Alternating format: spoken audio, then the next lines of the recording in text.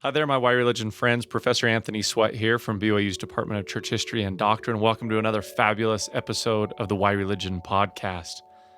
Shortly after Russell M. Nelson became the 17th prophet and president of the Church of Jesus Christ of Latter-day Saints in January of 2018, there was this interesting press release from NBC News announcing it. In hindsight, the title of the article is meaning to be serious, but it's almost comical.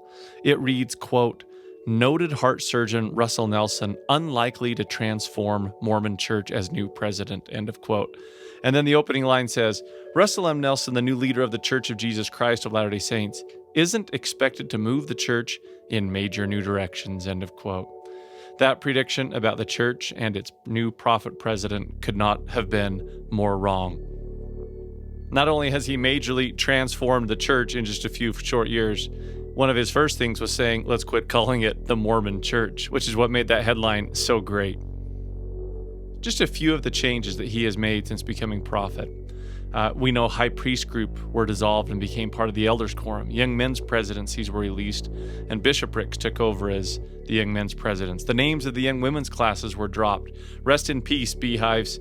Home teaching was replaced with ministering. 3-hour Sunday meetings were reduced to 2-hour meetings with a home-centered, church-supported emphasis based on Come Follow Me. It was announced that women could now serve as baptismal and temple witnesses, and on and on. The Church News calculates that there have been at least 39 significant changes since President Nelson took over. Listen to what Professor Mark Ogletree, who has recently published on President Nelson's tenure as prophet, explained.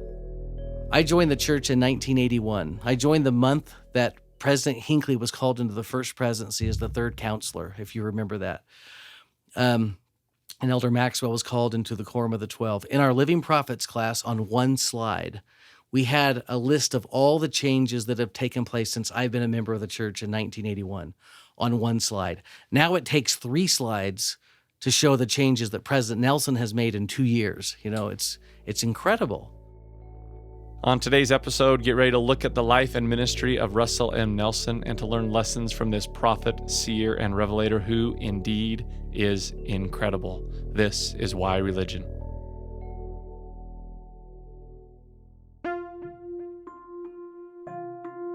Each year, religion professors at Brigham Young University produce hundreds of publications on subjects related to the Church of Jesus Christ of Latter-day Saints.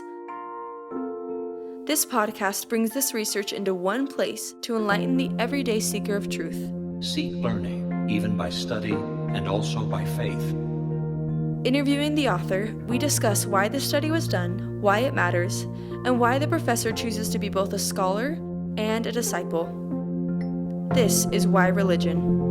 Research to enlighten your mind.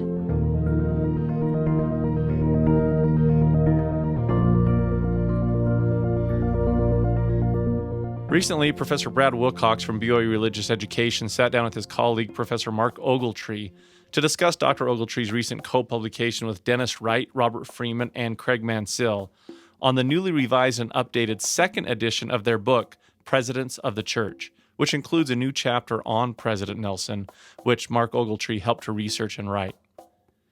In part 1, Professor Ogletree is going to give us a little bit of background into President Nelson's non-conventional Latter-day Saint upbringing and his becoming a medical doctor and also church leader at great sacrifice. In part 2, he talks a little bit more about President Nelson's personal life, including the passing of his first wife, Dancel, and his meeting and marrying Wendy Watson Nelson.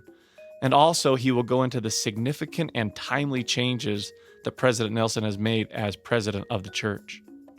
And in part 3, like usual, Professor Ogletree will tell us a little bit more about his own academic journey that brought him to BYU and about his own faith. So let's jump in and listen to Professor Wilcox interview Professor Mark Ogletree. Well, we are with Mark D. Ogletree, and the book is called Presidents of the Church. This book has been written by multiple authors, and it had biographies up to President Monson. Then the publishers approached Mark and said, we need a biography of President Nelson. So this makes Mark the latest in a series of biographers who have told us about President Nelson's life. but he's the first one to be able to dive in depth to the time that President Nelson has actually been serving as the president. So you're getting up-to-date information here, and we're talking about one of our very favorite people, and that is Russell M. Nelson. That's right. And I do want to make sure that I give credit where credit's due. Craig Mansell and Bob Freeman also helped with this article, and they were the ones actually that were reached out to by Cedar Fort to, and then they brought me on when I said, hey, if you guys need any help, since I teach the Living Prophets class, I would love to be involved. And so they were kind enough to let me be part of it. So. Yeah, it has definitely been a group effort, but we're just excited to be able to hear some of your insights. Since you teach the class and since you've done this research, we're excited. Now, as we look at President Nelson, he certainly has a non-conventional background. People would look at him and expect that he grew up in a perfect little Latter-day Saint home where everybody sang hymns while they washed the dishes together, but that was not the case. Tell us a little bit about his early life. Yeah, I love that you said unconventional, because it really was unconventional. When you look at other prophets and their upbringing and how things developed and unfolded for them, this is so different. Parents who were not active in the church really at all. In fact, his father ends up becoming an elder at age 80. And that was something that President Nelson as a child just dreamed for his whole life, that his parents, sometimes he would say, all I want for Christmas is for my parents to go to the temple, and so he didn't have that. He talks about in General Conference breaking those liquor bottles in the basement on the cement. He wasn't taught the gospel in the home. He had to go find it, which he did. You've heard the stories of him going to the library in Salt Lake and reading those books and learning about the gospel. But what he will say is that his home was very loving. There was a great loving atmosphere in the home. It was a lot of kindness. And he had deep roots. Yeah. I mean, he does have pioneer roots. It had just been lost. Right, and he talks about that. He talks about how over the generations, yes, some had lost their way, but had very, very deep roots. And the relationships that were built by his parents and his grandparents, some don't know the influence that his grandparents on his father's side had on him and his family, but they were very influential. Dansel's parents end up dying pretty early in their lives, relatively early. And so Popsy and Nana is who they affectionately call the grandparents, but they had an incredible influence on the Nelsons and the Nelsons on them, throughout their lives. But yes, he doesn't get baptized, or he doesn't receive the priesthood until 16? Or is it baptism? Now I need to go check my records here, but I think some of these things happen for him later. He's not ordained an elder until 1944, which is really just before he's married in 1945, and so doesn't serve the mission or things like that at the time. It was wartime as well, but yes, I would say very unconventional for sure. But the Lord had his hand on him and his eyes on him from a very, very young age. Yeah, Howard W. Hunter was also baptized when he was a young teenager. He didn't get baptized at age 8 because his father was inactive in the church.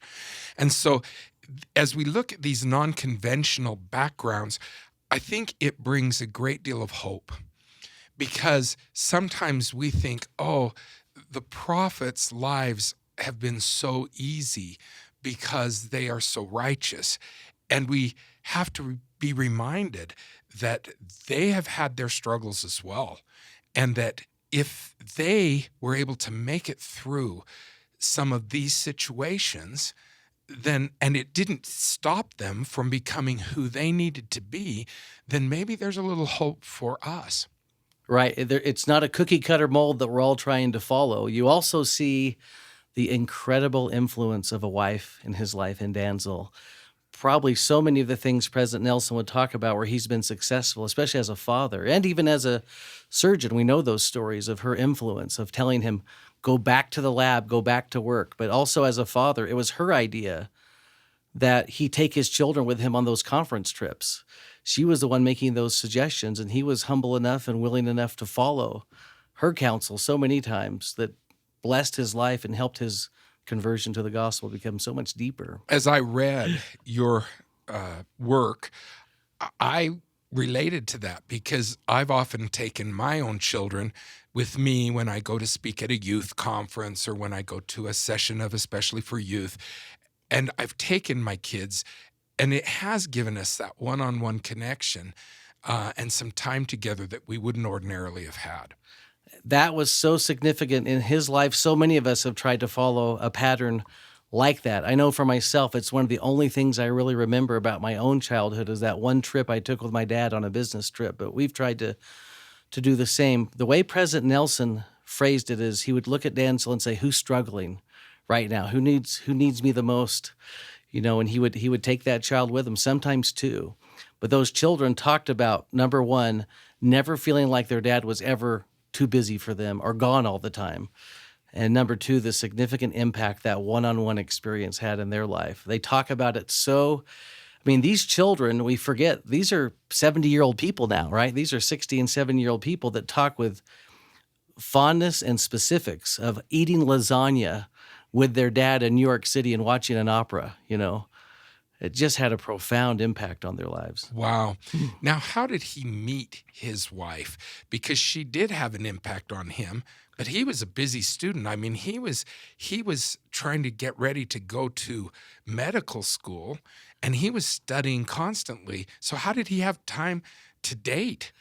That's a great question. So one of the things about President Nelson, he's very well-rounded, right? We know that he has interests in all areas. Yeah, in high school, he was on the sports team and also in choir. Yeah, that's right. And so in college, he is dialed in. He is super focused, laser focused on his medical degree. Back in those days, medical school, you could start when you were 18. So when he's at the University of Utah, he's in medical school.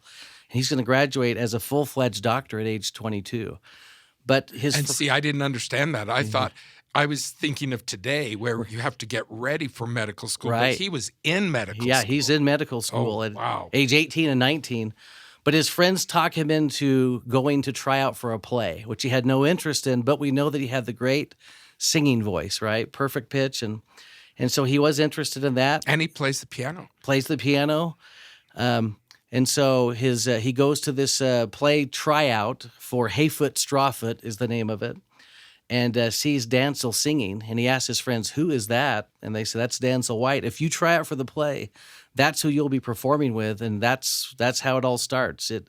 What a lot of people may not understand either is Dancel is, as a freshman at the University of Utah, she's 16 years old at the time. So they're going to wait for a little while. They're going to have a courtship for several years. She's going to grow up a little bit, and he's going to get through school. But it's a great relationship. Her family, because they are active and have deep roots in the gospel, will be a tremendous influence on President Nelson. Yeah, you say here in your writing that she was the outstanding senior girl at Box Elder High School, but she would have been a senior at a very young age. Right. Yes, she would have. Just both of them outstanding. You put these two outstanding people together, and then you get this outstanding family. Yeah, married in the Salt Lake Temple on August 31st, 1945. Imagine what we may have missed had she and her family not come into his life. Right. You bet. I think it says so much for the influence and the impact that spouses can have on each other. I say amen to that. I've seen that in our own family, just how those spouses can have such a dramatic impact. Well, when you're writing about how busy he is, trying to manage everything in his life, you talk about how Sylvia responds when asked, how does your dad do it? She said, "Mother." Right. So she definitely was able to keep things together. She definitely kept things together. In fact, I think you have this combination of Dancel being just outstanding and able to do what she did. And then I think another daughter, Gloria, said the other talent that her dad had was that when he's focused on something, when he's dialed in, whatever it is, he's 100% dialed in. So if he's at work, 100% all the way. But once he's home, now it's 100% fatherhood. It's incredible ability to focus. Well, and I think as I was reading through this, I realized he didn't have a lot of hobbies. I mean, a lot of guys like to veg in front of video games or watch TV or watch sports. And he didn't focus on a lot of those things because when he came home, he was helping kids with homework. He was helping clear the table. He was helping get things, spending time with kids. And I think maybe that's the key, is that when you say, well, how did he have time for it all? Well, he got rid of things that weren't that important, like watching television. Exactly. Yep. He was once again so focused on helping his family. He even takes another step there. It's like when President Hinckley or Sister Hinckley says, "You gave me wings to fly." President Nelson did that with Dancel in a very clear way. He cleared his schedule on Thursday so she could do some volunteer work. And even sing in the choir. So she could sing in the Tabernacle Choir. He was home with the kids on those evenings. Every Saturday after his kids did chores, he took them somewhere. It was, let's go swimming. Let's go to this park. Let's go do some activity. He would take them fishing. Just whatever he could do to give her a little break. Amazing that way. You know, people have always made such a big deal about the fact that he skied clear up until his 90s. I mean, he was in his 90s when he finally stopped, but he was always a skier. And yet when you ask him about it, here in the biography you've written, it says that he saw it as a way of staying connected with the kids. So it wasn't, oh, I love skiing so much. It's, I love my kids and they want to go skiing, so I will go skiing with them. Boy, that tells me so much about his philosophy of parenting and the importance that the role of fatherhood had in his life. Right. He was really about creating these memorable experiences. And what he would say is you could probably learn more about your child on a chairlift, than you could almost in any other way. And so vacation, skiing, he was the one who taught them to ski.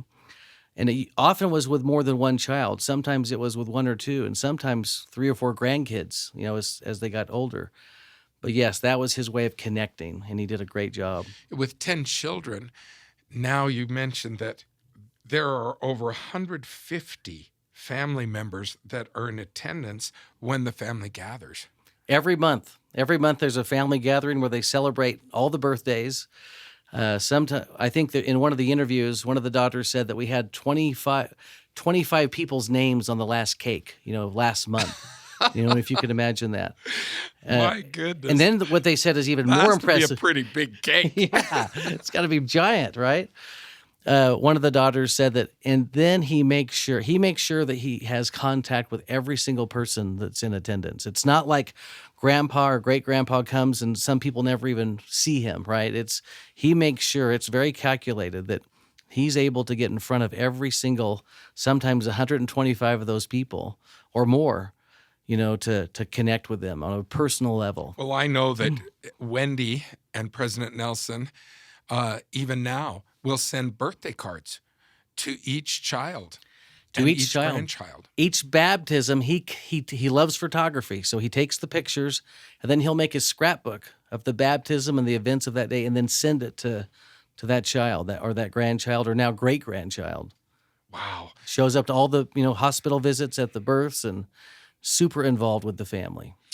Well, that is so admirable. Let's take a look at his time in the military, because you mentioned that it was wartime when he was becoming a doctor, but then later he actually used the military paid for his further training. If I'm understanding this right. Right. Yeah, he spent some time at Walter Reed Hospital, which a lot of people know about because of the influence on our nation's presidents, and spent some time in Washington, D.C. Actually, when he goes to Korea, the family goes back home to Utah for a while to stay with family. But yes, very involved as a military doctor, has some close calls with death. And that's another interesting theme in his life, not to get off track, but there have been times in his life where he's been at risk, but the Lord's always watched over and protected him. And yes, some great experiences, a great influence in his military life. Not a long military life, but he was there. Now, since President Nelson doesn't watch TV very much, then he wouldn't be familiar with MASH, the old TV show that the rest of us know about. But he lived MASH. He was in a MASH unit. Yeah, he really was. doing on the field surgery and those kinds of things. Wow. When it says here that Russell was able to document in the field the negative impact of smoking on the circulatory system. That's pretty cutting edge research in its day, because this was back when everybody still thought smoking was cool and smoking was healthy. Right. So once again, that curiosity, that drive to learn more and to continue his research interest while on the battlefield, pretty incredible. Yeah. I don't think many people understand. They always hear he's a world-renowned heart surgeon, but I don't think they understand that he was the first one to do an open heart surgery. I mean, now it's very common, but the first one to do an open heart surgery west of the Mississippi, if I'm understanding right. Well, right. And, the technology we use today for open heart surgery, President Nelson was the one who developed that heart-lung machine. That was the whole quandary of open heart surgery in those days, is how do you keep someone alive while you're, doing surgery on their heart, right? And so, yes, I don't think people, even in this generation, I don't think when we say world-renowned heart surgeon, I think they think we're maybe exaggerating to some degree. He was known throughout the world for his contributions in this field. Tell me about how he, when he was called as a stake president, tell us about that experience of being called. I mean, here he was, a busy doctor. Here he was, a successful doctor. Tell us about that call and why that was a significant turning point for him. I think it was a significant turning point for the whole church for a lot of reasons at that time. But President Nelson had served, some may not know, at the age of 27. He had been called into a bishopric in their Washington, D.C. ward, and then had served in his early 30s in a bishopric in his ward in Salt Lake, in the Bonneville stake. Then he's called about a year before this stake presidency call in 1964.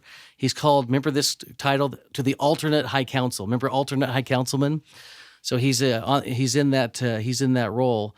And then in 1964, when the stake presidency changes, President Kimball was involved in the changing, the reorganizing of that stake. Now, looking back, we can see this connection between President Kimball and President Nelson as being a powerful, life-changing experience, and the relationship that they fostered throughout the rest of their lives. For the rest of their lives, that's going to be a strong relationship.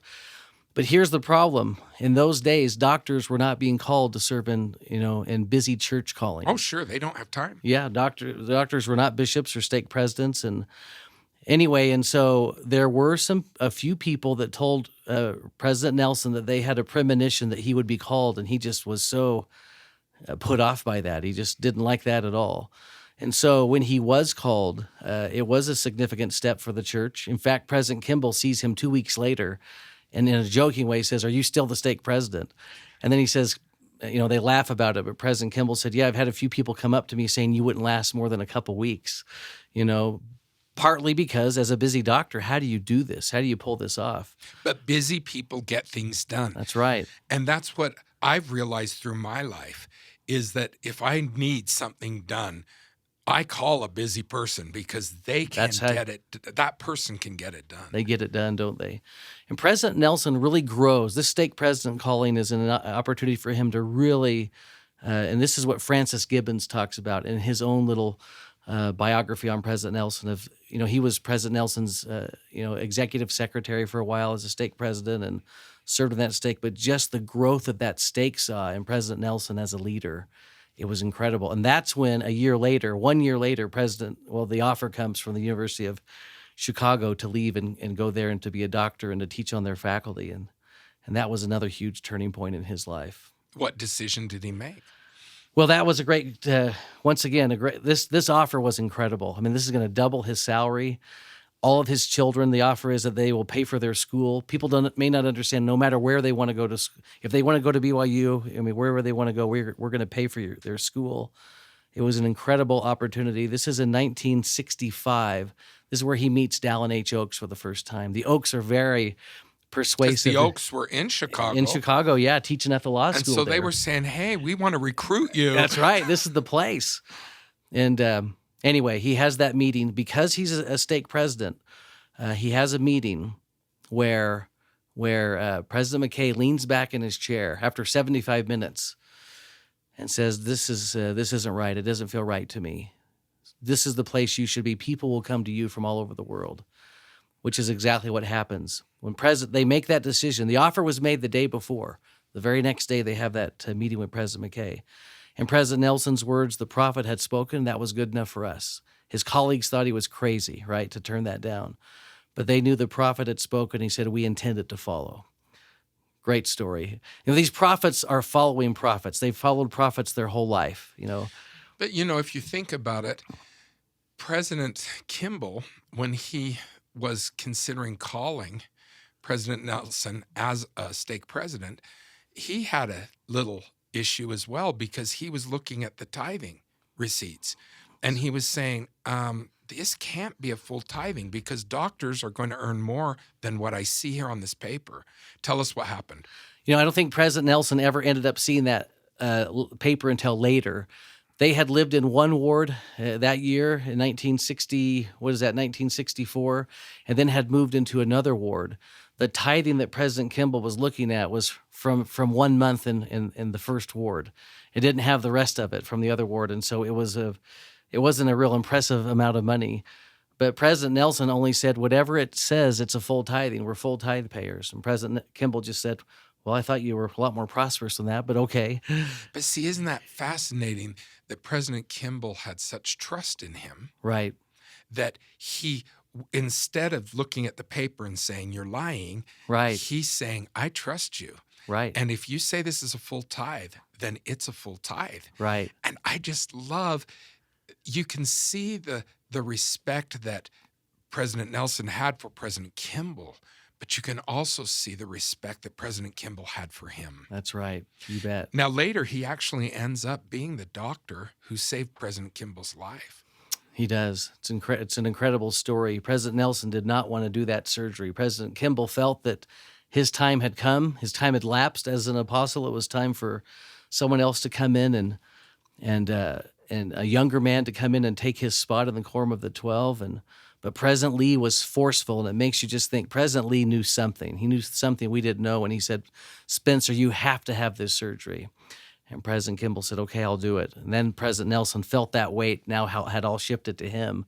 It was a really intricate surgery. It was a delicate one. It was a high-risk surgery. But Brad, I'm sure you've read that account as well, but just that every single manipulation, every single move went perfect.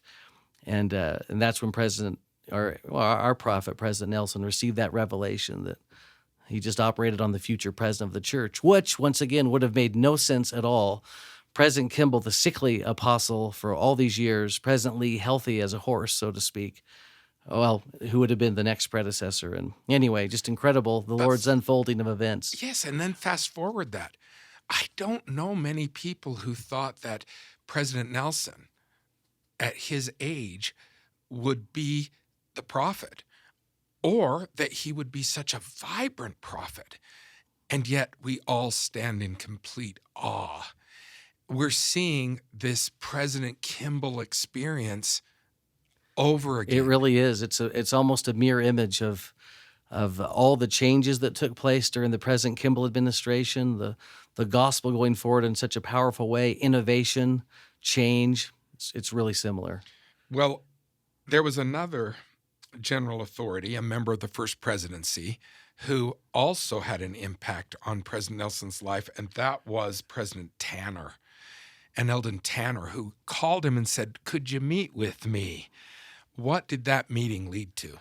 So in 1971, interesting, I think in 1971, President Nelson is interviewed to become the next president of BYU at the same time that Dallin H. Oaks is interviewed. You know that he went far in that interview process because he's then interviewed by the first presidency. President Tanner was one of those who interviewed him.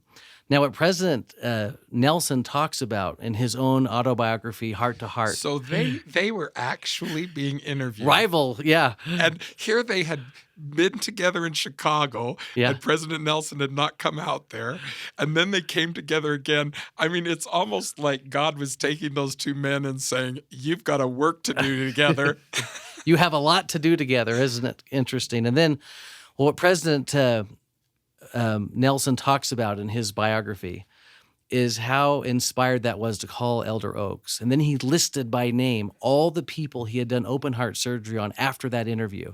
And these were significant people in the church and in families and in the world in some way. And that had he become the president of BYU, he wouldn't have been able to do that.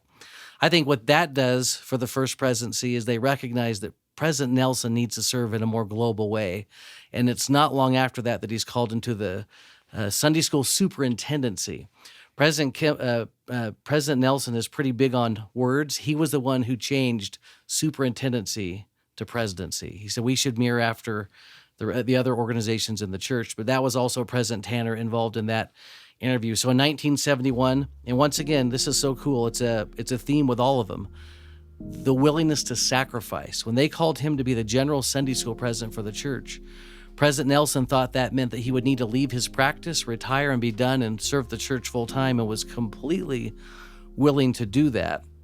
And then the first presidency let him know, no, you don't have to do that. You stay in your field, but do this too. Do this in tandem, so to speak. And so he continued his practice for another almost, 10, 12, 15 years before he was called to be an apostle in 1984.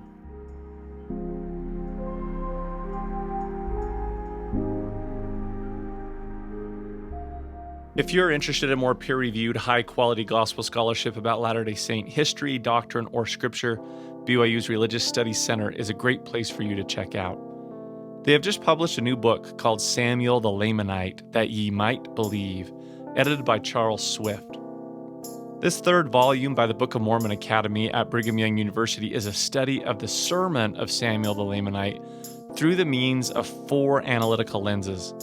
The first, a prophetic lens, discusses the roles of prophets and Samuel's prophecies. The second lens is a pedagogical lens, providing readers with a greater understanding of how to teach Samuel's sermon to others. Readers who take advantage of the third lens, which is a cultural theological, will discover a useful framework for comprehending the ethics of wealth in Samuel's sermon, witness how Samuel stands up to Nephite discrimination, and benefit from a detailed reading of the sermon that will enable them to grasp how spiritual death divides both Christ and human beings. Lastly, the fourth set of lenses, a literary lens, assists the reader in recognizing a newly identified type scene, traces possible sources that Samuel may have relied upon, explores sources Mormon may have turned to as he abridged the work, and studies parallels between the ancient sermon and a form of early American speech known as the Jeremiad. Each chapter is authored by a different scholar from BYU's religion department. Again, the book is called Samuel the Lamanite, That Ye Might Believe. Check it out and pick it up at rsc.byu.edu. Well, we've been listening to Professor Brad Wilcox interview Professor Mark Ogletree on Dr. Ogletree's chapter about President Nelson in the newly revised book, Presidents of the Church, published by Cedar Fort. In part 2 of Why Religion, we like to analyze why the research publication matters. How does it help an everyday saint to better understand, live, and love aspects of the restored gospel of Jesus Christ? In part 2, Professor Ogletree will explore that question some by looking at President Nelson's marriage to Wendy Watson and the changes that President Nelson has implemented as the prophet, seer, and revelator of the church. Before we start to finish up, I don't think that we can talk about President Nelson without talking about Wendy Watson Nelson. Tell us a little bit about how they came together, because I recognize that she was a woman raised up for this time, raised up for this day. And she has been such a support to him and really, in many ways, redefined what it means to be the wife of the president of the church. Well, I agree, Brad, 100%. One of the things we love about Wendy is she's given us a peek into their lives a little bit and what it's like for a prophet to receive a revelation for the church. I don't know if we've heard those stories before on such a public level, but it's actually a pretty fascinating story. Dansel passed away in 2005, unexpected completely. And then deep into 2006, And that's hard. Here he lost his wife, and yet here he is with these global responsibilities as an apostle. And, to not even have time to be able to stop long enough to really mourn. to really grieve, right? So, speaking of global responsibilities, he was in Rome to organize the first stake in Rome. Super cool. Wendy Watson and Sherry Dew were there together, Yeah, traveling they're Europe. dear friends. Yeah, great friends. And they're traveling together, and they're going to write a note. And I can't remember. There was another general authority that one of them knew. When they found out, they were at a train station somewhere in Rome. They had been in Florence, and they could not read, the titles on the train schedule. And so a sister missionary came up to them Oh, and good. translated for them, and to help them get on their way. And when they started to talk to the sister missionary, she said, "Well, I'm on my way to Rome because Elder Nelson is here to dedicate the first stake in Rome." And they got so excited about that, they wanted to write a note to one of the general authorities who was involved in that stake creation. But when they heard that our Elder Nelson was going to be there, they thought we should write him a note too. Yeah, we certainly wouldn't want to make him feel left out. We don't want him to feel left out. And so I think Sister Sherry Dew actually wrote the note, and then Wendy signed her name to it. Well, it just so happens in the Lord's orchestration of events right before He governs the crossroads. That's right. He? There's Elder Maxwell again. That right before he left, Elder Nelson had asked his secretary, "Hey, could you find me a couple of awesome books to read on my trip to Europe?" And one of them was by Wendy Watson, Rock Solid Relationships. And so he's reading the book. He read the book as on his trip. And then when he gets that note from Wendy, he thought, you know what? I need to look her up. I need to talk to her. And then, as they say, the rest is probably history after that. I don't know a lot of the details after that, but that's how they met. Amazing. Well, she has certainly played a very important role in him being able to serve the way he serves. One of the things I agree, Brad, and one of the things I would say that I really respect about Wendy is she knows when she needs to be with President Nelson and when they need to be together as a united front with their family. But she also knows when he needs time alone without her around to be with his family. And she'll say things like, "Trust me, you need to be with them right now without me there." I think that's an incredible person that recognizes that. Oh, and that's also her background. Right. I mean, her whole background is in family science Right. and counseling and relationships. She's written a book on rock solid relationships. Yeah, you bet. She understands how this works and is able to help President Nelson so that he doesn't skip a beat. Right.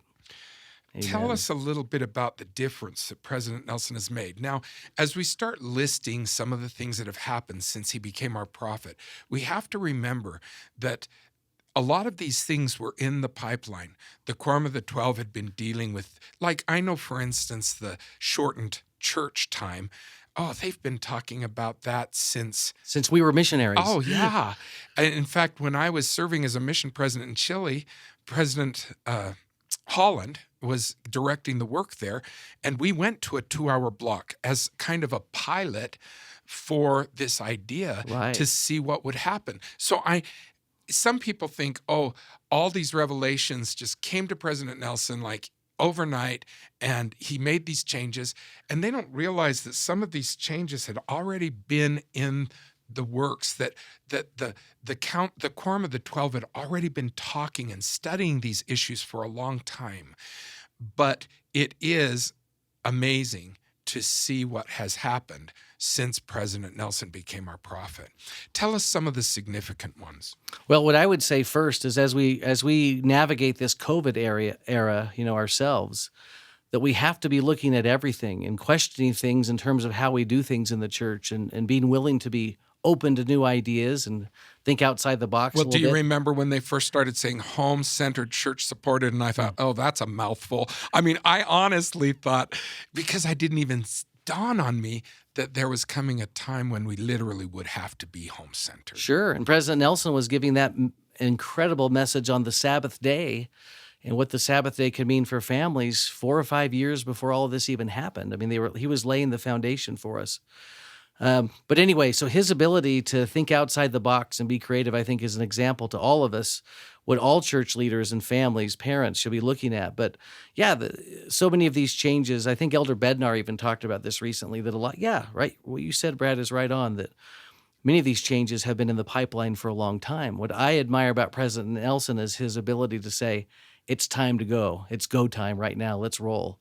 And to activate some of these changes, right? Everything from from the way that the missionaries are presenting themselves in the mission field, to the way that we minister in the church now, our sacrament meetings, witnesses at baptism. I mean, we could, can I just tell you a quick 2-minute story? Yeah. I joined the church in 1981. I joined the month that President Hinckley was called into the first presidency as the third counselor, if you remember that.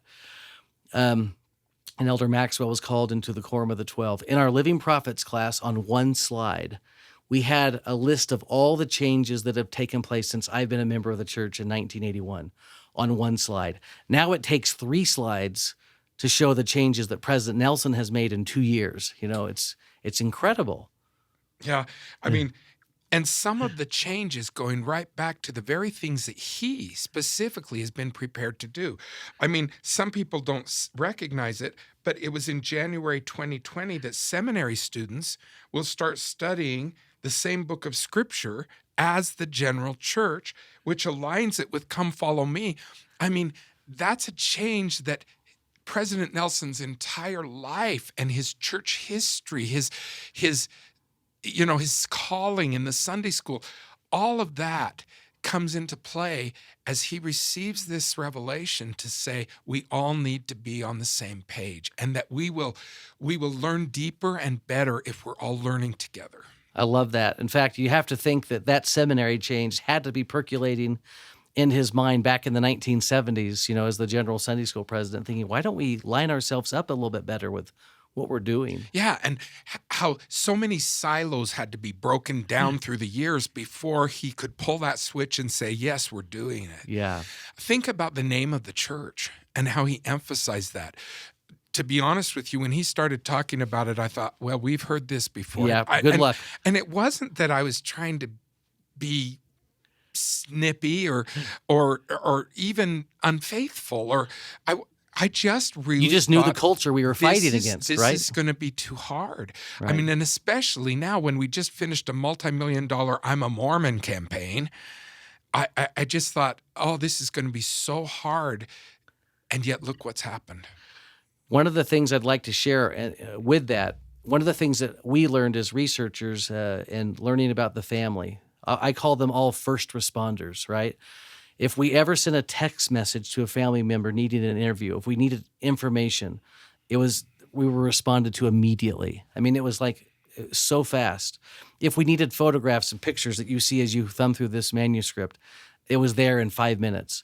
When we needed President Nelson to sign the approval for the photos we were using during General Conference week, 2 days or the very next day within 24 hours, April the 3rd, 3 days before General Conference, we get a signature, not only a signature, but edits on the pictures correcting the way that we had maybe said things the wrong way. And it's just they're first responders. They act. They're not here. They are here to act and not be acted upon. And I'm just so impressed. They have grown up in a home where they watched their mom and their dad live this way. Yeah. And so these children live this way, and the family lives that way, and such an example to us. Yeah, incredible. Well, as we think about some of the changes that President Nelson has made, and we think of the timeliness of those changes, it really is amazing to look back and say, we can see how we've been prepared, even down to the church breaking away from scouting and the new youth program. I mean, we can definitely see how we've been prepared for this time.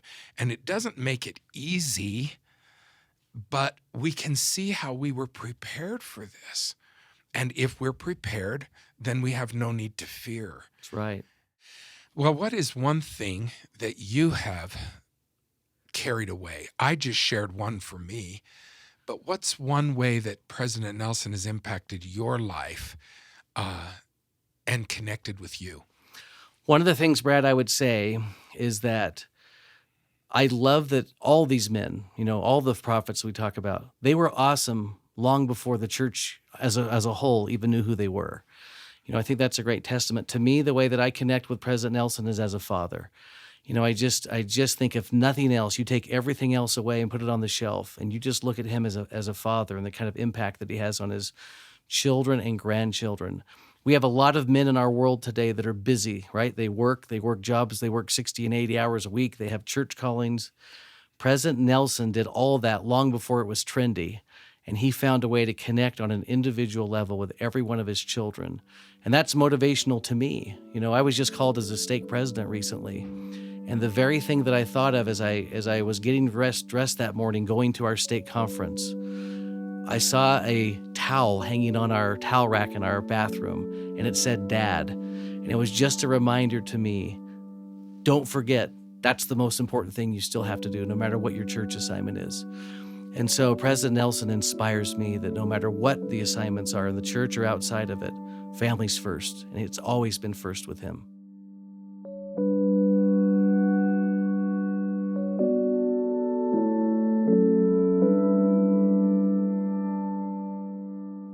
If you're interested in Dr. Mark Ogletree's research on President Nelson, we've included a link to the book Presidents of the Church on our website, whyreligion.byu.edu. On our website, you can also get access to past episodes and their available articles, and learn more about the professors who have been featured on this podcast. And if you love the show but you haven't yet left us a review on your podcast platform, please do so, as it helps in the promoting algorithms so that others who may enjoy this podcast but haven't yet heard it can be exposed to it. We're so grateful to all of you who have rated and helped to promote and share this podcast so broadly so that others can be benefited by the great work being done by the BYU Religion faculty. And last, for you social media people out there, remember to give us a follow on Instagram if you haven't yet, at Why Religion Podcast. There you can comment on new episodes, get quotes from episodes, and be part of the Why Religion community. All right, we've arrived at the last part of Why Religion, where we like to talk a little bit about the professor's academic journey and faith. So we conclude with Mark Ogletree letting us in on a little bit of why he chose to be a religious educator and why he chooses faith. Mark, tell us a little bit about how you came to BYU. That would take a long time. We've got a whole 3 minutes. Okay, let's go. Let's roll. For me, Brad, I was in 1987 here at BYU, getting ready to graduate. And I graduated in 85, so okay, I was just a little ahead of you. Just right behind you. And my mother-in-law was an avid Education Week attender, and from Houston, Texas, would come up every year. And one of the classes she wanted my wife and I to attend as a newly married couple was Douglas Brindley. And as Douglas Brindley taught classes on marriage and family that week, I just thought, this is what I want to be Douglas Brindley when I grow up. And so that was the path that I was on for a long time. I did graduate work. I got a master's degree. You chose a good role model. He is a man who was able to have one foot in the scholarship and the academics and another foot in teaching that in a way that really reached people. Oh, yeah. He was a master teacher that way. Anyway, as I said in those classes, I just thought, this is what I want to do for sure. And so I forged a friendship with Doug. We wrote a couple things together just as I was finishing up my doctorate degree. And then the process began in about 1999 of making contact with BYU and just expressing interest. But we were in Texas, and that's our home. My wife and I are both Texans, and we loved it there. Our children were doing great there. And so Did you know that Voodoo Donuts has a donut called the Texas Donut? Do they really? Yes, it's the size of 6 donuts. Well, there's a lot of things like that in Texas for sure. Anyway, a supersized version of everything there, right? Anyway, and so that to begin a process where a couple times we reached kind of a finalist type of situation where there were 3 people that they had narrowed it down to, and And in every one of those cases, something happened in our home life with our children in a good way that we just thought there is no way we can leave Texas right now with our kids doing so well. And then finally the way opened, and it was the perfect timing. Our son had graduated, and BYU had reached out again, and we had reached back and made it down to one of those finalists, and I was called to be the bishop of our ward. Oh, my goodness.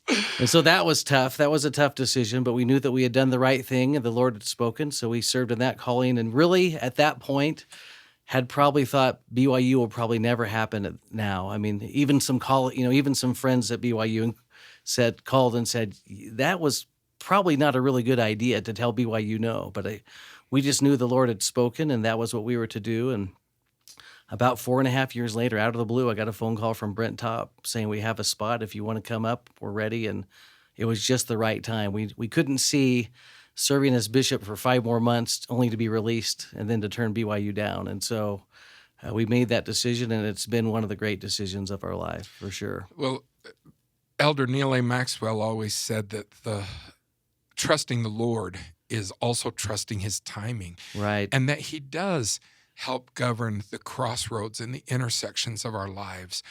And so you can certainly see that in your journey. Sure. To come to BYU. Yeah. It really, and I'll just share this with you, Brad. It's something we've tried to teach our children, but it's like the Lord's plan for us is always so much better than the one we come up with ourselves. We had a daughter and son-in-law who spoke in church yesterday, sharing that exact principle that here's what they thought, but what the Lord had for them was so much more. We were actually thinking, you know what? When I get released, we'll just move to St. George. I'll do a little private and retire. Yeah, I'll just do a little private practice and teach some classes at Dixie College or Southern Utah University or something, and that's what we'll do. And then BYU came into the rescue, so to speak. But it's just been a great experience for us. Not that St. George not there's anything wrong with that. No, that would have been awesome. But this is even better. Yeah, there's lots of people who think St. George is the living end. So that's right. Well, we're just grateful that you ended up at BYU, and especially teaching the lives and teachings of the prophets, modern prophets. Tell us about your own testimony. As a researcher, as a writer, as an educator, what keeps you grounded in the faith? I love that question, Brad. I've thought a lot about it, knowing that may be asked. And for me, it is the basics, right? It's our immersion on a regular basis in the scriptures, but also it's the Word of God. It's the words of the living prophets too. That has always helped me to hang on tight and feel a deep conversion.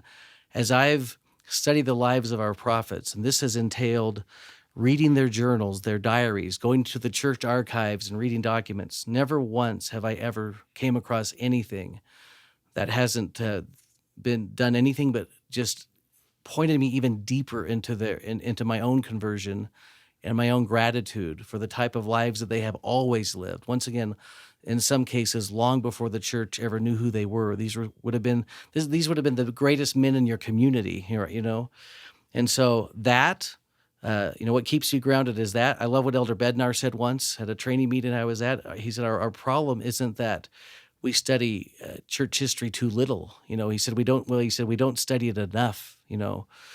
Anyway, the idea is that we don't study it enough. The deeper we study it, the more converted I become, for sure. So there's never been for me any controversy, anything that ever has needed to be, cause doubt. It just solidifies the fact that they're ordinary men, but also that with the Lord's help, they've always been able to do extraordinary things. So yes, I have a testimony of that, but I also have a testimony of just seeing the Lord's hand in our lives. I mean, what keeps me grounded is every day recognizing the Lord's hand in our lives and the lives of our own family, recognizing that angels are about us and with us, recognizing that the gospel is completely true. This is the Lord's church on the earth in these last days. The more you study that, the more that you listen to our prophets speak in conference, I think it just becomes part of our soul.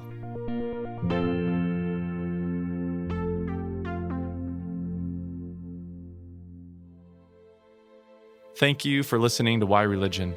This podcast is a production of religious education at Brigham Young University in Provo, Utah. My name is Anthony Sweat. I'm the executive producer. The Why Religion podcast team also includes, from BYU Religious Education, Professors Brad Wilcox, Casey Griffiths, and Ryan Sharp. Recording and mixing were done by BYU students Mitchell Bashford and Connor Miller. Say hi, Mitchell and Connor. Hey, guys. Hi. Original music and scoring for Why Religion podcast was created by the fabulous BYU student musicians Grant Cagle, Sam Clausen, Colette Jones, and Alistair Scheuermann. If you enjoy what you've heard, please like and subscribe to Why Religion on wherever you get your podcasts and leave us a rating. It really helps. And join us next time as we continue to bring the everyday Latter-day Saint fascinating gospel studies done by Brigham Young University religion professors to enlighten your mind and strengthen your faith.